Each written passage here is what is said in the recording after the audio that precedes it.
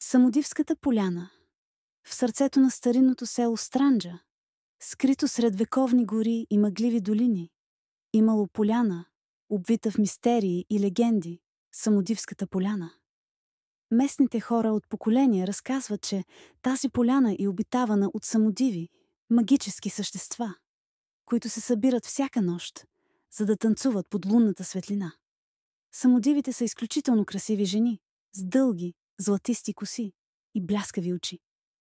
Те носят бели ефирни дрехи, които се движат като мъгла около тях, когато танцуват. Песните им са толкова омагьосващи, че могат да привлекат всеки човек, който ги чуе, независимо колко далеч се намира. Историята разказва, че веднъж млад овчар на име Иван се загубил в гората, докато търсил изгубена овца. Скитайки се в тъмнината, той попаднал на Самодивската поляна. Завладян от невероятната красота на танца и музиката, Иван останал скрит в сенките и наблюдавал самодивите. Той не можел да откъсне очи от тях, очарован от грациозността им и мистичната атмосфера, която създавали. Една от самодивите, най-красивата от всички, на име Радостина, го забелязала. Тя го извикала на поляната и той, без да може да устои на магията й, излязал от скривалището си. Радостина го взела за ръка и го въвлякла в танца. Иван усетил как времето спира, докато танцувал с нея, но в същото време почувствал и нещо зловещо. Сякаш губел част от себе си с всяка стъпка. На сутринта, когато слънцето започнало да изгрява, само дивите се разпръснали като мъгла. Иван се събудил сам на поляната, изтощен и слаб. Когато се върнал в селото, хората едва го познали.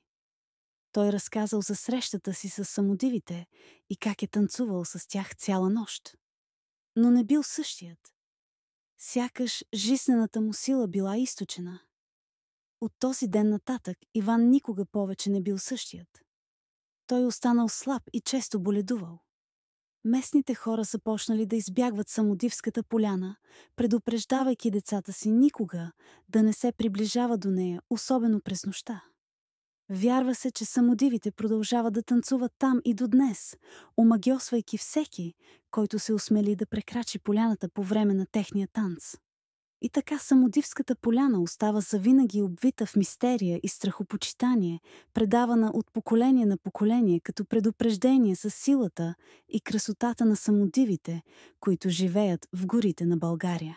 Благодаря ви, че гледахте видеото. Ако ви хареса, не забравяйте да го харесате и да споделите вашия коментар под видеото. Вашата подкрепа е от изключително значение за мен и ще се радвам да разбера вашето мнение. Благодаря ви още веднъж и се надявам да ви видя скоро в следващите видеа.